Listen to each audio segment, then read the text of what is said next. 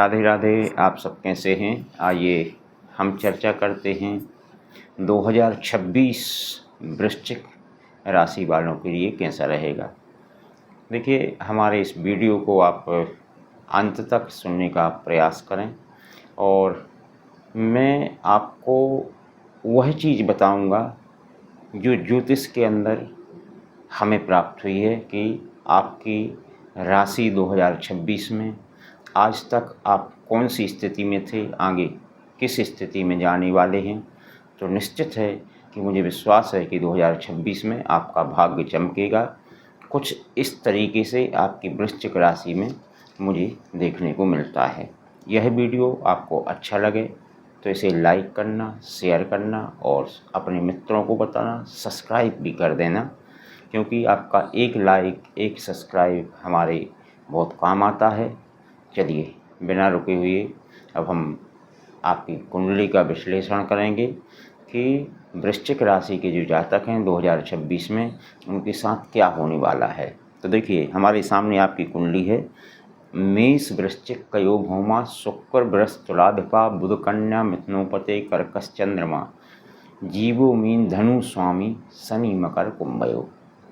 ये जो हैं राशियों के स्वामी होते हैं। और मेष वृश्चिक कयो भौमा, आपकी राशि के स्वामी कौन है? मंगल। मंगल होते हैं जो हमें जीवन में जिन चीज़ों की ज़रूरत होती है वही हमें प्रदान करते हैं, जैसे भूमि, वाहन, भवन। इनसे हमारा जीवन ज़्यादा अधिकतर जुड़ा होता है। तो लग्न जब हमारा लग्नीश और लग्न बलवान होता है, हमारी राशि अच्छी स्थिति पर होती है, तो निश्चित है कि हमें सब कुछ प्राप्त हो जाता है। तो आपके जो लग्नीश है, लग्नीश मंगल है और मंगल बहुत ही अच्छे शुभ स्थान पर बैठा हुआ है, जैसे हम देख रहे हैं, जिसको कहते हैं धन भाव। जैसे अभी हमने बताया था कि आपको जीवन में मकान चाहिए, भूमि चाहिए, भवन चाहिए, लेकिन ये सब आते कैसे हैं? क्योंकि बिना पैसों के बगैर आते नहीं हैं। और जब हमारे जीवन में पैसे आएंगे तो निश्चित है कि ये सब हम खरीद लेंगे, हमें खुशी मिलेगी, हमारे बच्चे खुश रहेंगे, परिवार खुश रहेगा और हमारा जीवन यापन होता रहेगा। तो आपके जो मंगल देव हैं वो धन भाव में, द्वितीय भाव में विराजमान हैं। अब द्वितीय भाव में विराजमान होने से आपको धन की वर्षा कर देंगे। अब बस आपको करना ये है कि आप जो भी कार्य करते हैं, फैक्ट्री चलाते हैं या व्यापार करते हैं या नौकरी करते हैं, उसको आप लगन से करते रहिए। निश्चित है कि आपको मंगल देवता की कृपा होगी और ये सारी चीज़ें आपको प्राप्त होंगी, क्योंकि पैसों से ही आपका कैरियर बनेगा, पैसों से ही आप पढ़ाई कर सकेंगे, पैसों से ही आप शादी कर सकेंगे। ये सारी चीज़ें बगैर पैसे के कुछ नहीं होता है। तो सबसे बड़ा प्लस पॉइंट आपका 2026 में मंगल देव हैं, जो कि ये धन भाव पर विराजमान हैं। और अब हम चर्चा करते हैं सूर्य की। तो देखिए, सूर्य भी द्वितीय भाव में विराजमान हैं। बुध जो वाणी के कारक होते हैं, क्योंकि प्रत्येक ग्रह का अपना महत्व है। सूर्य ग्रह आपको तेज देंगे, आपको सोचने की शक्ति देंगे, और जब आपको तेज मिल जाएगा, सोचने की शक्ति मिल जाएगी, अच्छे विचार आएंगे, तो निश्चित है कि आप अच्छे मार्ग पर चलेंगे, आपका सब कुछ अच्छा होगा। दूसरी बात, आपके पास सब कुछ है, लेकिन यदि वाणी आपकी ठीक नहीं है तब भी आप कुछ नहीं कर सकते। तो बुध भी साथ में सूर्य के बैठे हुए हैं, तो यहाँ पर एक बुध आदित्य योग भी बना देते हैं। तो बुध आदित्य योग अच्छा योग माना जाता है। देखिए, एक और हम पिछले वीडियो में भी बता चुके हैं कि कभी कभी ऐसे होता है किसी किसी की कुंडली में बुध आदित्य योग होता है, फिर भी वो परेशान होता है। ऐसा क्यों?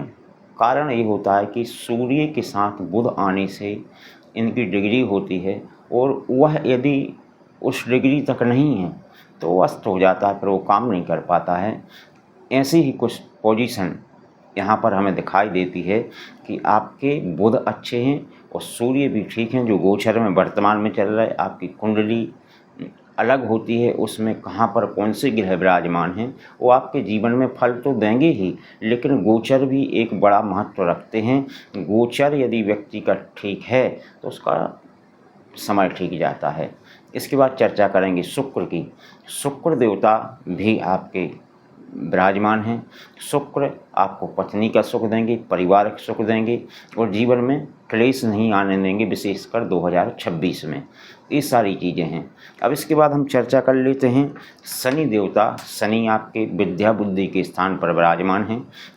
शनि मंदगति के ग्रह हैं, धीरे धीरे करते हैं, लेकिन देते बहुत कुछ हैं और लेते भी हैं। तो यहाँ पर वो आपको विद्या भी देंगे, बुद्धि भी देंगे, और यदि संतान नहीं है तो निश्चित है कि आप प्रयास कीजिए। शनि संतान देता है, और शनि का ऐसा प्रभाव मानते हैं विद्वान लोग, बताते हैं कि जिसका शनि यदि प्रबल है, शनि अच्छा है, तो फिर उसके यहाँ लक्ष्मी जी घर पर आती हैं, और लक्ष्मी का जन्म ही घर पर होता है, जिससे सदैव खुशियों से भरा होता है। आगे चर्चा करेंगे आपकी गुरु की।